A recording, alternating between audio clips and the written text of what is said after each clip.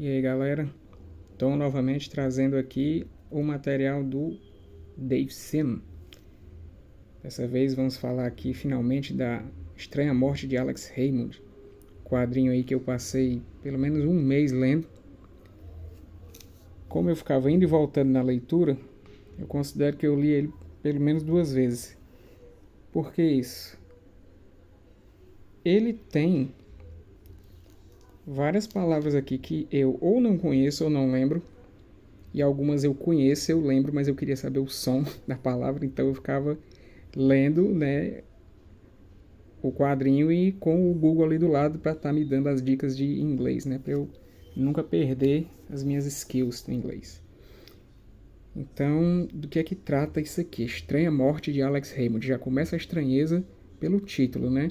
O Dave, ele admira muito esses artistas lá dos anos 50, por ali, 60, que tinham um estilo de arte chamado mais acadêmico, mais catedrático, né? Que eles desenhavam seres humanos menos estilizados e mais realistas. Então ele gostava de dar uma estudada nesses caras, e o que ele mais admirava, pelo visto, era o Alex Raymond, era o que ele considerava um dos 3 grandes, né? Aí aqui ele trabalha com estilo fotorrealístico, né? Trabalha em cima de fotos, com modelos e tudo, e ele vai construindo aqui a ideia dele. Então aqui você vê o próprio Dave aqui, e ele aqui também, contando a história, né, da estranha morte do Raymond. Por que essa morte dele é tão estranha? Ele pega aqui vários fatos de jornais, entrevistas, pessoas que conheciam o Alex Raymond, e ele vai dizendo por que foi estranho ele morrer da maneira que ele morreu. Então, esclarecendo como é que foi a morte do cara. Ele morreu num acidente de carro. Junto com ele estava outro artista de quadrinhos, o Stan Drake. Os dois eram de fazer figuras fotorrealísticas. E o carro era do Drake. Aí o que o Alex Raymond fez? Ele, vamos dar uma volta nesse teu carro aí, massa e tal. Aí eles foram, né, e acabaram sofrendo um acidente. E no plano original do Dave, essa história aqui estava sendo contada dentro do quadrinho Glamour Puss, que foi um quadrinho dele que existiu ali durante 4 anos só, depois do final dos Cérebros. E ele dava uma explorada nesse assunto de desenhos fotorrealistas. Ó, você vê aqui a cara dessa menina como tá perfeita, né? E ele contava uma história lá esquisita sobre uma super-heroína que era a Glamour Puss. E aí, quando ele teve a ideia de fazer esse projeto aqui à parte e arrumou um editor para ele resolveu recomeçar e deixou totalmente a ideia que ele tinha na Glamour Puss de lado e refez a história. Então aqui você tem mais um modelo aqui, o Hal Foster, onde o Dave vai explicando os estilos, né? E mostrando outros seguidores dessa tendência. No caso do Hal Foster, ele deu aqui exemplos. Aqui em cima, esse Russ Heath. Aqui embaixo, esse do meio aqui, né, Jeff Jones. E lá embaixo, esse John Severin, né? Que são outros quadrinistas que usam o estilo do Hal Foster. Aí o outro grande era o Alex Raymond, né? Aí o Alex Raymond, segundo ele, não teve uma escola de desenho, mas 2, né? No sentido de que ele deixou 2 estilos gráficos distintos e bonitos que outros desenhistas seguiram, né? Então, exemplos notáveis aqui, você tem o Joe Shuster, né, do Superman, aqui o Al Williamson e Frank Frazetta, e aqui embaixo o Carmine Infantino, né, que é um cara que trabalhou lá na DC, se não me engano, ali na Era de Prata, né? Por último, isso o Dave fez do mais realista para o menos realista. O último é o Milton Caniff, que é um realismo já mais estilizado. Ele chamou aqui de realismo cartoon. E aí gente muito boa seguiu esse estilo dele de realismo cartoon, né? Então aqui você tem Joe Simon e Jack Kirby, né? Essa arte aqui do Kirby. Aqui do lado, ó, Will Eisner. E aqui, descendo, o Joe Kubert. Então ele identifica esses 3 super astros aí dos quadrinhos americanos, seguindo essa tendência de cartoon realista do Milton Caniff. E realmente dos 3, assim, o que eu acho mais legal.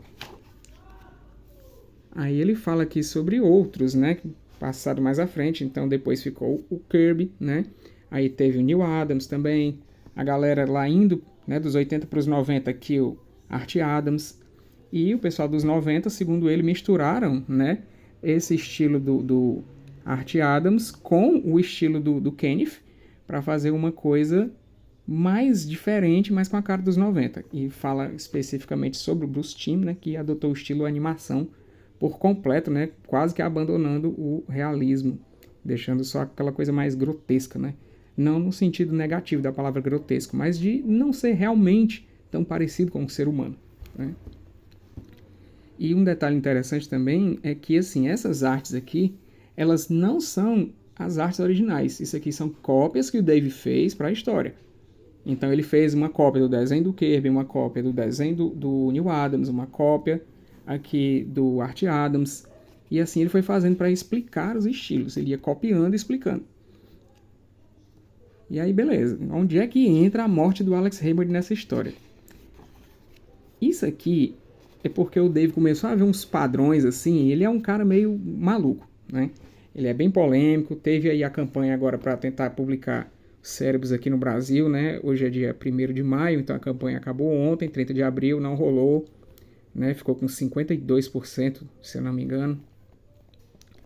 E aí, no fim das contas, o Cérebros não vai ser publicado aqui. Por um lado é uma pena, mas por outro, não foi muita surpresa para mim não, porque o Dave, ele é um cara velho e meio cabeça dura, né? E assim como a maioria dos revolucionários, depois o cara se torna um conservadorzão, né? Ele tem umas ideias que faz assim a galera achar que ele é misógino ou no mínimo ele é um cara sexista, né? Que divide bem assim qual a função da mulher, qual a função do homem na sociedade. Ele tem isso aí mesmo. Então assim, já teve uma galera, né, que tava naquelas de não pode publicar o material desse cara aqui.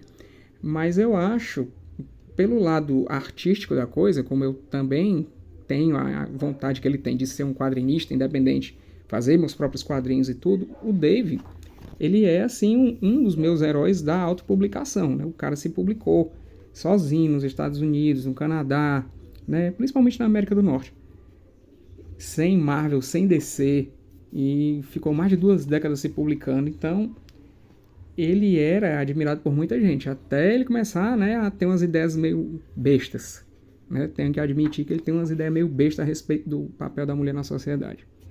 Mas enfim, ele, depois que acabou o Glamourpuss, ele queria fazer uma história que fosse com coisas que ele gosta, que é o quê? Fotorrealismo. Então ele começou a se dedicar e fazer coisa de 1 página por semana, para que ele pudesse trabalhar assim, de forma super, ultra, mega realista. E estudando os estilos dos caras para entender como é que eles conseguiam desenhar tão bem naquele tempo, né? E por que cada um se destacou. Aqui ele está mostrando um tipo de estudo que o Alex Raymond teria feito para mudar a ferramenta dele.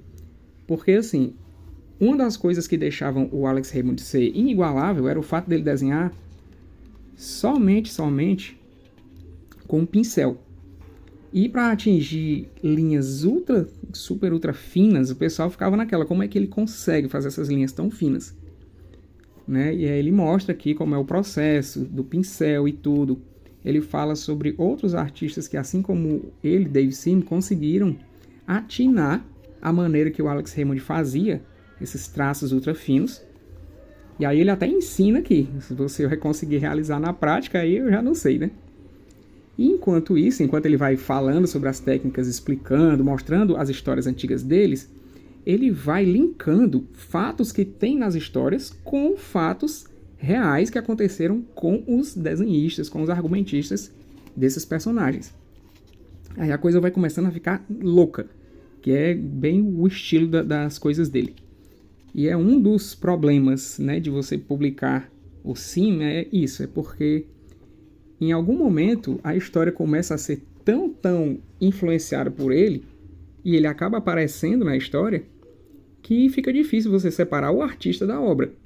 E no caso dele, isso não é vantagem.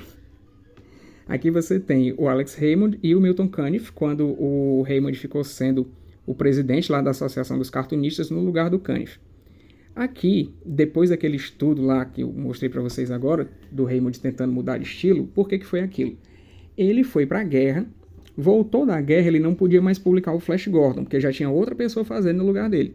Aí ele tinha que criar coisas novas, e uma criação que ele fez foi o Rip Kirby, que era aquele cara lá da ilustração. Eu não sabia disso, mas eu descobri que o Rip Kirby ele foi publicado aqui no Brasil com o nome de Nick Holmes. Então eu estava até dando uma olhada na internet, ver se eu achava algo desse Nick Holmes. Ou se eu não achar, eu vou procurar para ler online, né? Mas aí o que ele diz? Ele diz que o Raymond, ele na verdade roubou técnicas de desenho do Milton Caniff. Como? Tentando simplificar algumas coisas do próprio estilo para poder trabalhar mais rápido e fazendo as coisas que o Caniff fazia de forma mais simples, o Raymond fazia mais bonito, digamos, mais realista e mais fácil. Então era como se ele estivesse fazendo uma coisa muito massa, só que ao fazer essa coisa muito massa, ele estava indicando que o outro não se garantia, o Milton Caniff. Né? E isso tudo, veja bem, na cabeça do Dave Sim. Ele viu essas coisas nas leituras que ele fez, certo? Das histórias dos caras e do conhecimento que ele tem do período. Aí, beleza. O que ele vai inferindo aqui? Que o Raymond, na verdade, ele estava meio que... tipo assim, você aqui faz, aqui paga, né? Como se ele estivesse fazendo aí uma espécie de karma para si. Aí começa a envolver isso na história. Ele chama isso de metafísica dos quadrinhos. O que seria isso? Ele diz que o quadrinho influencia na vida do seu autor, tanto quanto o autor influencia na vida do seu quadrinho. É um conceito estranho. Eu acho um conceito assim novo, interessante e, inclusive, impossível. Eu não acredito nisso. Mas ele acredita. O maluco deve sim acredita nisso. Só que assim, por mais que você ache esquisito, por mais que você ache que é loucura dele, tem momentos em que ele linka coisas na história. Por exemplo, uma data, a data em que o Alex Raymond morreu, foi, se eu não me engano, no dia 6 de setembro de 56. Aí ele mostra um outro fato que acontece nessa mesma data, alguns anos atrás ou alguns anos pra frente, que ou é em revista em quadrinho, ou é com pessoas que têm a ver com quadrinhos, ele dá um jeito de linkar com o quadrinho. Aí você pode pensar, poxa, isso parece muito aquele negócio de quem procura acha. E eu acho que tem muito disso mesmo. Né? De que se ele quer ver coincidência, se ele quer ver destino nas coisas, se ele quer ver um propósito nos acontecimentos, então ele vai ver. Né? Eu sou mais cético quanto a isso. Né? Eu não vejo dessa maneira. Só que essa forma dele de ver as coisas possibilitou toda essa graphic novel gigante aqui. Aqui está na parte em que ele ensina a técnica do Raymond pra gente. Fala sobre como ele molhava o pincelzinho, né, de como é que ele ia eliminando aqui essa parte mais grossa do traço, que está redondinha aqui, e deixando a ponta sempre fininha para não precisar estar direto colocando de volta a ponta lá na tinta, para que ele pudesse fazer quantas linhas finas ele quisesse fazer, sem prejudicar o pincel, sem entortar, e mantendo sempre essa qualidade ultra fina. E aí ele percebeu nas roupas dos personagens, ele fazendo isso, ó, né, que ele fazia o personagem com roupa listrada, aí ele passava o pincel, passava o pincel, passava o pincel até afilar.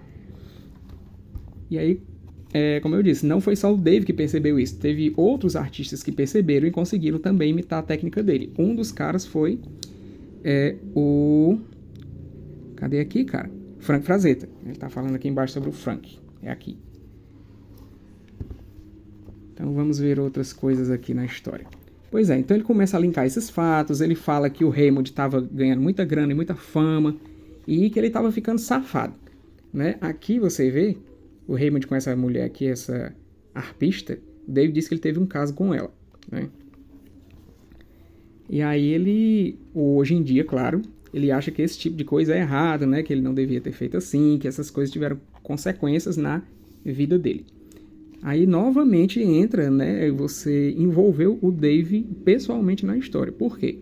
Hoje em dia o Dave ele é um cara religioso. Mas antigamente ele não era assim. Ele era do jeito que ele queria ser, ele fazia o que ele quisesse, ele era safado também. Botava chifre, levava chifre, Dave sim era peça ruim. Mas quem nunca, né? Teve os seus pecados por aí. Eu acho que às vezes a galera pega muito no pé dele pelos cancelamentos da moda. E às vezes esquece de ver a parte artista do cara. Porém, como eu disse, é difícil você separar o artista da obra quando ele faz tanta questão de se envolver, né?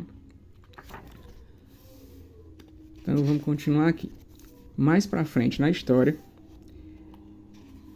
o que ele mostra mais? Está aqui de novo o Alex Raymond, ele vai explicando cada vez mais a teoria dele.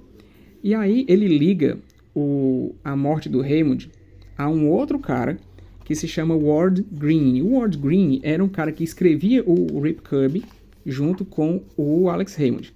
Esse Ward Green, ele é o autor simplesmente da história A Dama e o Vagabundo, né? Aquela historinha famosa do cachorrinho e tal. E ele trabalhava no King Features, né? Um dos sindicatos americanos de quadrinhos.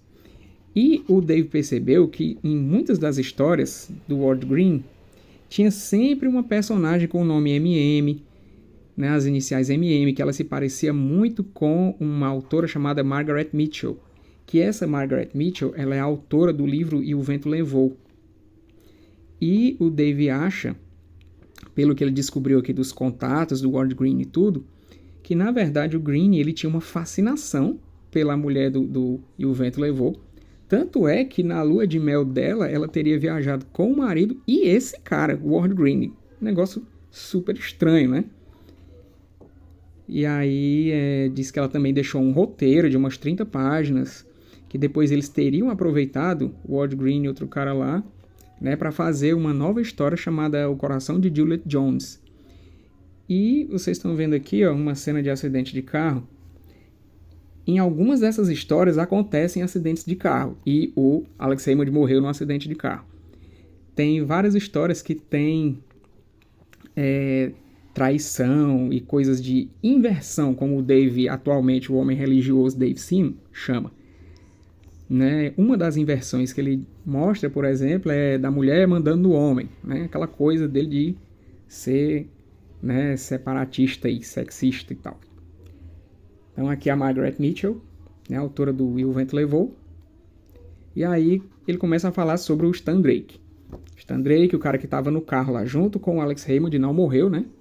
E o Stan Drake, ele deu depoimento sobre o acidente, dizendo umas coisas, e aí depois deu entrevistas e disse outras coisas. Então tem, assim, informações conflitantes sobre a morte do Raymond. O que realmente aconteceu, como é que estava o estado dele depois que o carro, né, bateu na árvore. Essa aqui é uma parte onde o Stan conta de uma espécie de colapso que ele teve, que estava trabalhando demais. E aí depois ele ficou um tempo sem conseguir nem se mexer. Aí aqui a galera dá a ideia para ele, rapaz, chama gente para trabalhar contigo. E aí é que vai envolver, né, o Ward Green, que é esse senhor aqui, né, e tá aqui a mulher do E o Vento Levou, né, a Margaret Mitchell. Aí eles tinham a ideia de contar uma história chamada O Coração de, aí só que não sabiam ainda o coração de quem.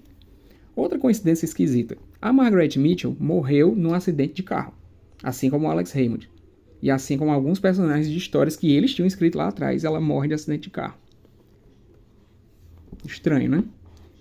A gente fica pensando assim, que quando ele linka certos acontecimentos, você vê o que ele quer dizer, que tem algum sentido você achar que isso pode ter sido destino, né? Coisas que acontecem nas histórias e depois acabam acontecendo com os autores, como se fosse assim, uma consequência, né? Como se os personagens tivessem uma real importância metafísica e que depois isso fosse agir como consequência, né? Como um karma na vida da pessoa real. É muito doido, é muito interessante e tem hora que dá um nó na cabeça da gente, porque tanta informação, ele vai e volta no tempo.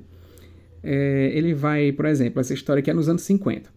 Aí é a história sobre duas irmãs que moravam com o pai, e uma das irmãs ela é malvada e a outra é boazinha, e parece que na vida da Mitchell, de verdade, existiu algo assim. Aí essa irmã mais nova quer tomar o marido da mais velha. É um negócio.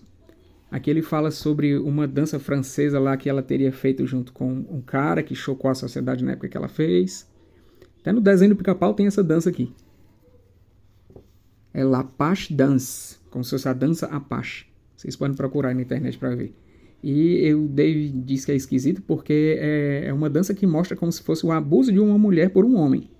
E eu vi realmente um filme que tem essa dança e o cara joga a mulher para tanto lado que você pensa que ele vai matar ela. Aí você vê, né? É um cara que é tão mal falado justamente por conta de mulheres. O jeito como ele fala, né? Como se ele tivesse uma preocupação com o papel da mulher mesmo. O Dave é um cara muito estranho, gente. Ele é um cara bem, bem complexo. Não dá pra você simplificar ele e dizer simplesmente, é um canalha, é um doido. Ele é um ser humano, né? Ele tem seus defeitos e suas qualidades. Aqui ele fala sobre um casamento que a Margaret Mitchell teve com esse cara aqui e diz que esse cara era tipo um mafioso. Aí ele compara a relação com a da personagem lá, que era a irmã malvadinha que queria tomar o noivo da outra. Deixa eu ver o que mais. Ele fala aqui sobre a relação da Margaret Mitchell com o Ward Green e o King Features, né, o sindicato. Aí ele tentou conseguir a permissão para usar depoimentos da própria Margaret Mitchell aqui na obra, mas não deixaram. Por isso que às vezes aparece esse bonequinho aqui, estilo Peanuts, estilo Snoopy, né? Isso aqui é o Dave Sim. Ele está na frente das falas dela, da Margaret Mitchell, que ele não teve permissão de usar. Depois ele até se perguntou assim, pai, por que eu fui pedir permissão? Eu nunca peço permissão, eu sempre sei que eles vão negar. Né? E aqui é um momento em que ele faz um pouquinho de humor, né? Diz assim, será que ninguém quer que essa história seja contada? Né? Relatando as dificuldades que ele estava tendo. Ele passou uns 10 anos trabalhando nisso aqui. Aí aqui ele vai mais para o passado, falando sobre coisas que tem a ver com os quadrinhos dos anos 50. Ele volta mais para trás no tempo, vai lá para a época, olha aqui, do Lincoln. Aí você vê como volta muito no tempo, vai ficando cada vez mais cheio de camadas, como ele mesmo diz a coisa, né? Camadas sobre camadas sobre camadas. E aí ele envolve essa mulher aqui na história, que ela teria a ver, e ela conhece essa atriz aqui, isso é uma atriz que existiu mesmo, ela teria conhecido John Wilkes Booth, que é o cara que matou o Lincoln. Então ele linka até isso, até com a política, né, americana desse período aqui. É uma coisa muito doida mesmo. Merecia ser isso aqui publicado, lido, estudado, né, aquela coisa. O pessoal que pede pelo cancelamento do Dave, eles também não veem, talvez, esse lado da coisa. Que, por polêmico que seja o material, ele merece ser estudado para ser entendido. Né, pra gente ver, por que esse cara fala isso? O que será que ele quer dizer? Ele tem razão ou não tem razão?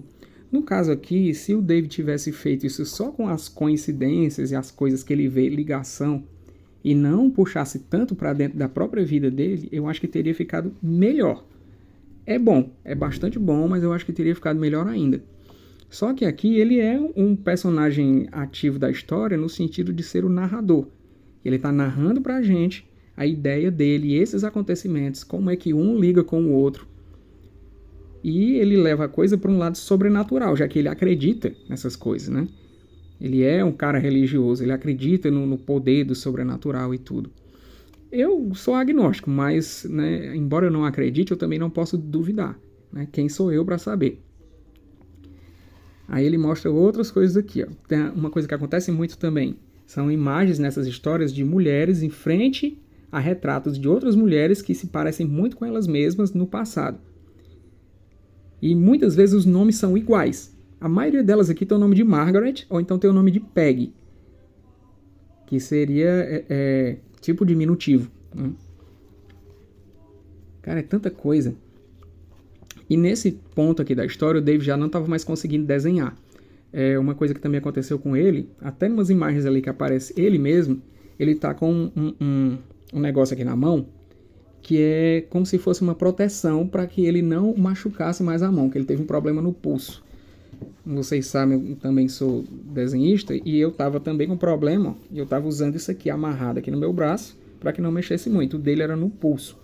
Aqui, ele já não estava mais fazendo o desenho, a arte final completa. Aí entra o outro artista, o Carson Grubel.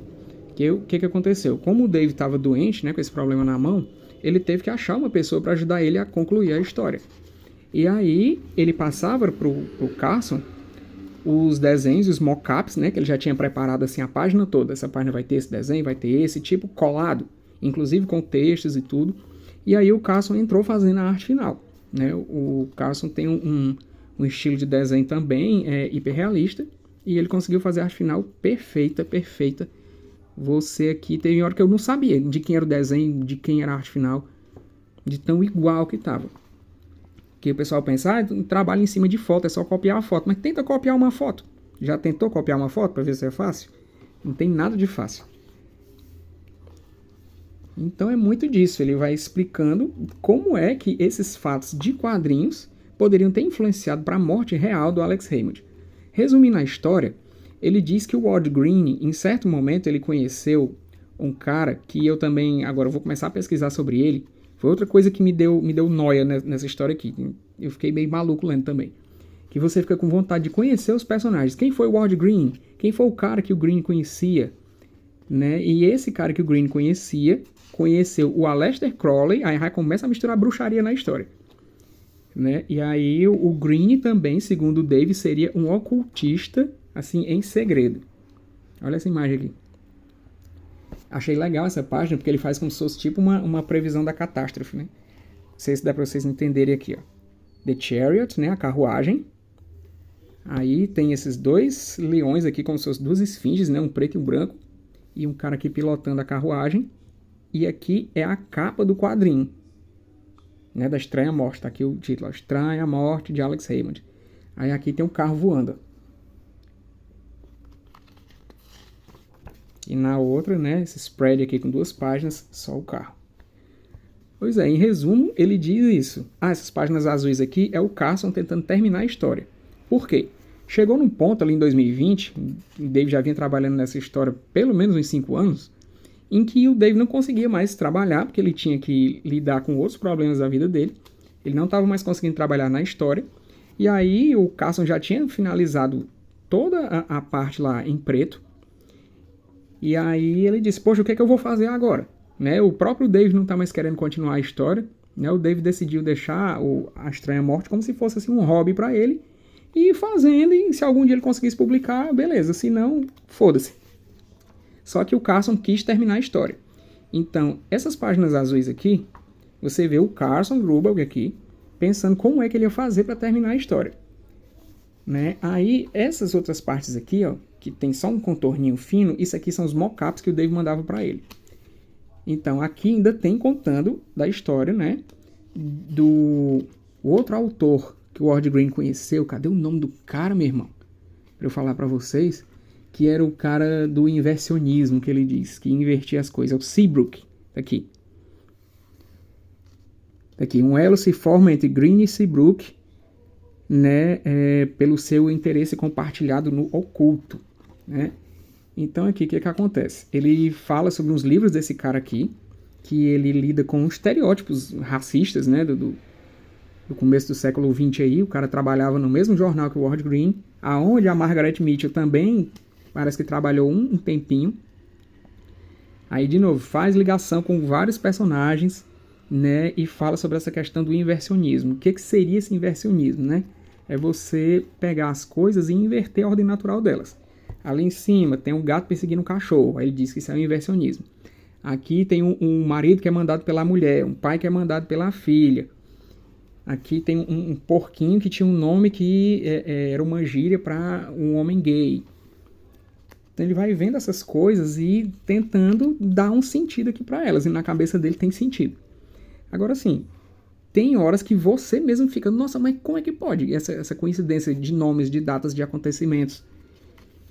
É uma coisa realmente para ser lida isso aqui, para você ler. Eu li, como eu disse, umas 2 vezes, contando as minhas idas e vindas, e eu ainda vou ler isso aqui de novo, porque é tão bizarro e tão interessante ao mesmo tempo, que você fica naquela, poxa, eu quero saber como é que acaba. E aí, o que é que coube ao Grubel? Ele pegou até onde o Dave mandou, as coisas prontas, e disse, então eu vou terminar por ele. Aí, como é que ele fez para terminar? Ele pegou os métodos do Dave e utilizou. Ele, vou raciocinar da forma dele. Eu vou tentar pegar o que eu acho de estranho aqui e ligar com outra coisa desse quadrinho, com outra coisa desse autor e achar o motivo de tudo. No fim das contas, a conclusão a que o Carson chegou, que o Dave queria dizer, era que esse interesse oculto do Ward Green, né, do autor das histórias lá do Rip Kirby, e que era fascinado pela Margaret Mitchell, a autora do E o Vento Levou, como ele tinha esse interesse no oculto, ele meio que acabou invocando forças ocultas, e ele utilizava as histórias em quadrinhos dele para tentar influenciar a vida das pessoas do jeito que ele queria, especialmente a vida da Margaret Mitchell. É estranho pra caralho. Muito esquisito, mas também achei extremamente criativo. E aí o Carson concluiu que era isso, pegou as últimas páginas, fez. Isso aqui é ele aplicando o método do Dave, né, e vendo as coincidências. Ó. Por exemplo, você vê aqui a página do quadrinho, aí tá aqui esse personagem aqui, né, o mago. Olha a posição do mago. Uma mão pro céu, uma mão pro chão, como se ele sugasse o poder do divino para utilizar no mundo humano. E aqui na história tem a mulher fazendo isso. Atrás dela tem um quadro de outra mulher fazendo isso. Aqui você vê uma imagem de uma deusa também, que é a Circe, né? O mito grego da Circe. Aí tem uma personagem aqui que se chama Circe, nas histórias daquele tempo. Um barco onde os personagens do Ward Green vão fugindo, né? Aqui se chama Circe. Olha como é estranho as coincidências. Supostas coincidências, né? Aí, o que ele mostra mais aqui? Um cara que seria o marido dela e também tem alguma influência na história. Que mais? De novo aqui, ó, a Circe, na parte do mito lá dos gregos, onde ela transforma os homens em porcos, né? Então, olha a posição dela de novo, ó. A mão com a varinha para cima, a mão sem nada para baixo. Tem até aquele quadro famoso com o Platão e o Aristóteles, se não me engano, que um aponta para cima, né, que é o Platão, e o outro aponta para o chão, né, que um acredita no divino e o outro acredita no humano. Tá aqui o Ward Green de novo. Um filme com esse nome de Circe, né, baseado num livro. Essa capa do Superman aqui foi a primeira revista que o Davison teve na vida. E a inimiga do Superman nessa história é a bruxa Circe. Olha como é louco a coisa das coincidências. Então, assim, você fica naquela, puxa, será que é coincidência mesmo? Né? Ou será que o Dave tem alguma razão? Aí ele fala sobre os diversos temas trabalhados aqui, né, pelo Dave na história, e que ele, lendo as HQs antigas, ele procurou esses temas e relacionou. Então, infidelidade, aí tem, né, as histórias lá, obsessão, e o Dave é o cara obsessivo, né? Que mais? Ele fala sobre as ressonâncias, né? Uma coisa que acontece numa história e vai acontecer em outra também. Então tem muita coisa de infidelidade. Aquela coisa dos acidentes de carro. Teve um cara, um negro, né, que participou da história do Gone with the Wind, né, do E o Vento Levou, que o cara morreu atropelado, parece que foi na calçada do King Features, lá onde o Ward Green trabalhava. Então você fica naquela, poxa, mas será que realmente não tem nada a ver? Aí, as personagens, Margaret Mitchell. Isso aqui é baseado numa foto onde fizeram uma montagem, né, da Margaret Mitchell apontando uma arma para ela mesma. Esse aqui é muito estranho. Entidades diabólicas, aparece também várias coisas parecidas com o diabo na história. Tem até um personagem na história que se chama Carson, né, que é o nome do desenhista que terminou a história aqui. Então ele mesmo fica pensando, puxa, mas como é que pode, né? É de assustar uma coincidência desse tipo. Ele fala que é como se, na verdade, ele sempre tivesse sido parte da história, sempre tivesse sido missão dele terminar, e não do Dave Sim. É muito estranho, muito fascinante. Aí ele fala aqui até sobre uma menina que mandou uma tatuagem pra ele, uma menina que ele namorava na época, né? E mandou a tatuagem da Cassiopeia. E ele estava descobrindo coisas aqui que tem a ver também com a Cassiopeia. É coisa de louco, gente. Mas, assim, eu acho muito, muito criativo. E, se você for falar só da arte, é a coisa mais linda do mundo, né? Soberbamente ilustrado aqui, de tudo que é jeito. E, assim, poderia ter ficado sem um final se o Carson Grubel não tivesse se dedicado a finalizar. Porque ele finalizou... ele falou sobre as últimas 20 páginas que o Dave mandou, e ele fez mais umas 20 e fechou a história. E aí dá um livro de 310 páginas, mais ou menos. né, que o plano do Dave era lançar em umas 5 edições, mais ou menos. E aí ele fala aqui de outra coisa esquisita. Essa cena aqui foi a última cena que o Alex Raymond desenhou antes de morrer. É a última imagem que ele desenhou, a última que tem a assinatura dele. E as falas do personagem, o Grubel achou assim como se ele estivesse tentando fechar um ciclo. A conclusão que o Grubel chegou é que é como se alguém, ninguém sabe quem, porque o Ward Green já tinha morrido, ele não estava mais fazendo as histórias. Aí tinha outro cara chamado Dickinson que tinha continuado as histórias, mas ele não sabe se o Dickinson tinha ideia se o Ward Green era realmente um ocultista, se ele estava tentando influenciar realmente na Terra com base nos poderes da Circe. É uma coisa tão louca, cara, tão louca, você fica naquela, poxa, esse cara não pode estar falando sério. Mas tem muitas coincidências. E aí ele fecha a história, né? Esse cara dizendo assim, a mulher pergunta, ora doutor, você parece tão cansado, o que foi que aconteceu? Aí o cara diz, né, que esse cara aqui estava tentando enganar essa mulher. Aí diz, más notícias, senhora Hilton, estou com medo de que a minha pesquisa tenha chegado ao fim. E realmente, aqui ele encerrou tudo. Né? Na opinião do Grubel, é como se o autor da história estivesse tentando fechar aquele negócio de trazer uma influência externa de outro mundo maligna para cá.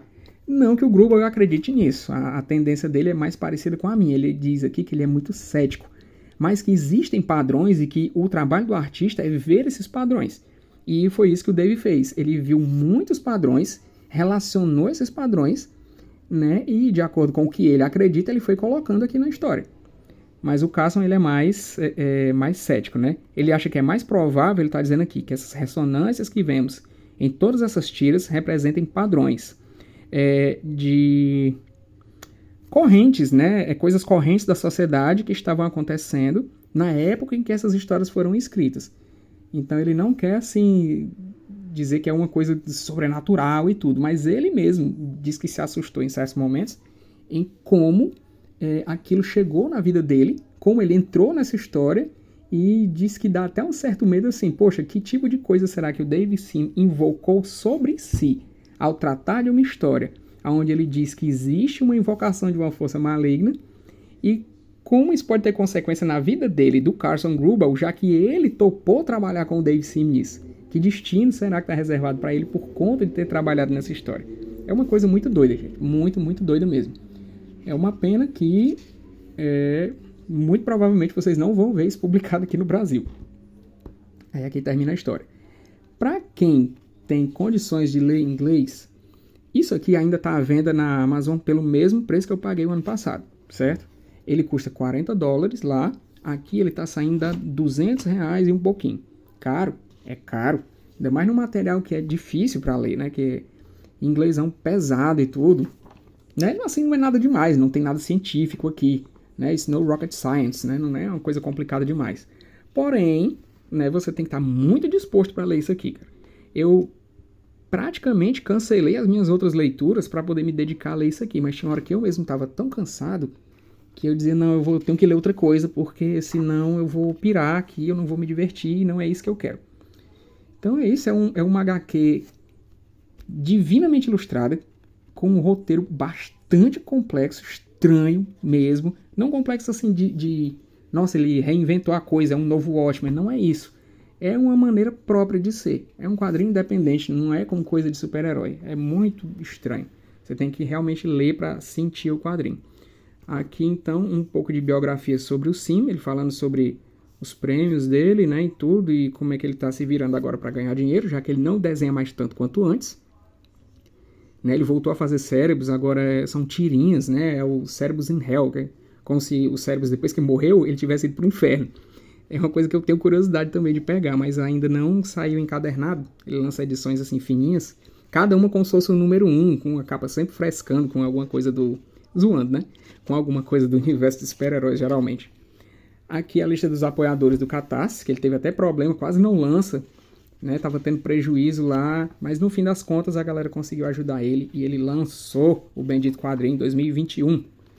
Então tá aí, gente, super longo, mas eu achei muito interessante trazer isso aqui para vocês, não queria deixar de falar sobre esse quadrinho, né? Uma pena a campanha dos cérebros, mas enfim, o próprio Dave acharia, né? Ele diria provavelmente que Deus sabe o que faz e que talvez não seja para ele ser publicado aqui mesmo.